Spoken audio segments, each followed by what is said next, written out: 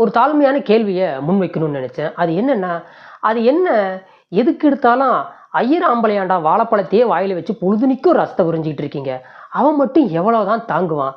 இந்த கேள்வியை நான் ஏன் கேட்குறேன்னா, இந்த படத்துல இவங்க சொல்ல வரக்கூடிய விஷயம் என்னன்னா, இந்த படத்தினுடைய கதாநாயகி ரம்யா கிட்டத்தட்ட 10 வயசு இருக்கும்போது ஒருத்தனை லவ் பண்றாங்க. அதாவது 10th படிக்கும்போது அம்மா வந்து இதெல்லாம் தப்பு. அம்மா வந்து ஒரு டீச்சர். அவங்க ஸ்கூல்லயே தான் பொண்ணும் படிப்பாங்க. இதெல்லாம் தப்பு அப்படின்னு சொல்லி பிரிச்சு விட்டுருவாங்க. அதுக்கப்புறம் காலேஜுக்கு போகும்போது, நான் என்னென்ன செய்யணும்னு நினைச்சேனோ அதெல்லாம் நீ செய்ய விடல. இதுக்கு மேல நான் நினைக்கிறத நீ செய்ய விடலன்னா சூசைட் பண்ணிக்கோ அப்படின்னு சொல்லிட்டு, இந்த அம்மா காலேஜ்ல ஒரு 4 பேர் கூட படுக்குது. இதையெல்லாம் நான் ஏன் சொல்றேன்னா, இன்னைக்கு நாம நவீன காலகட்டத்துல இருந்தாலும், வீதிக்கு 4 ஜாதி சங்கங்களை வச்சுக்கிட்டு, ஆணவ கொலை பண்றத கூட ரொம்ப அகங்காரமா, கௌரவமா சொல்லிக்கிட்டு திரியிற எத்தனையோ ஜாதிகள் இருக்கு. அந்த உயர் ஜாதியிலிருந்து ஒரு பொண்ணுடைய கதாபாத்திரத்தை தேர்ந்தெடுத்து, இந்த ஜாதிக்கார பொண்ணு இப்படிலாம் இருக்கணும்னு ஆசைப்படுறா. இவ இப்படிதான் வாழணும்னு நினைக்கிறா. இதுதான் பெண் சுதந்திரம். இந்த பெண் சுதந்திரத்தை இந்த சமூகம் எப்படிலாம் தடுக்குது பாருங்க அப்படின்னு சொல்லி படம் எடுத்திருந்தீங்கன்னா, உங்களுக்கு ஆஸ்கர் அவார்டே கொடுத்துருக்கலாமே.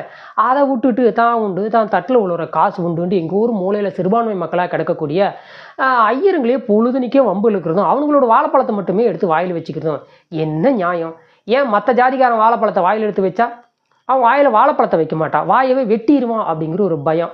கேட்டால் நாங்கள்லாம் செக்குலரிசம் பேசுகிறோம் அப்படின்றாங்க. உங்கள் செக்குலரிசத்தை செக்கில் போட்டு ஆட்டி தூக்கி குப்பையில் தான் போடணும் அப்படின்னு இந்த படத்தை பார்த்தோன்னு நம்ம சொல்லணும்னு தோணுச்சு. அது மட்டும் இல்லாமல் இந்த படத்தில் இவங்க சொல்ல வரக்கூடிய முக்கியமான விஷயம் என்ன தெரியுமா? பெண்ணியம் அப்படின்னா என்ன தெரியுமா? பெண் சுதந்திரமா என்ன தெரியுமா? பெண்ணுன்னா உத்தமையா ஒருத்தனோட வாழக்கூடாது, ஊர் மேயணும். அதுதான் பெண் சுதந்திரம். பெண் சுதந்திரம்னா ஒரு பெண்ணு ஒருத்தனுக்கு ஒருத்தியா பத்னியா வாழக்கூடாது, 10 பேர் கூட படுக்கணும். அதுதான் பெண் சுதந்திரம். பெண் சுதந்திரம்னா ரொம்ப தரமான வாழ்க்கையை ஊர் மெச்சும்படி வாழக்கூடாது, தரங்கட்ட வாழ்க்கையை வாழணும். அதுதான் பெண் சுதந்திரம். பெண் சுதந்திரம்னா ரொம்ப தெளிவான வாழ்க்கையை வாழக்கூடாது, தெல்லவாரித்தனமா இருக்கணும், பாருக்கு போகணும், தண்ணி அடிக்கணும், கண்டவங்க கூட கண்ட நேரத்தில் படுத்து இஷ்டத்துக்கு வாழணும். அதுதான் பெண் சுதந்திரம் அப்படிங்கிற ஒரு விஷயத்தை இந்த படத்தில் ஃபர்ஸ்ட்லேருந்து லாஸ்ட் வரைக்கும் சொல்கிறாங்க.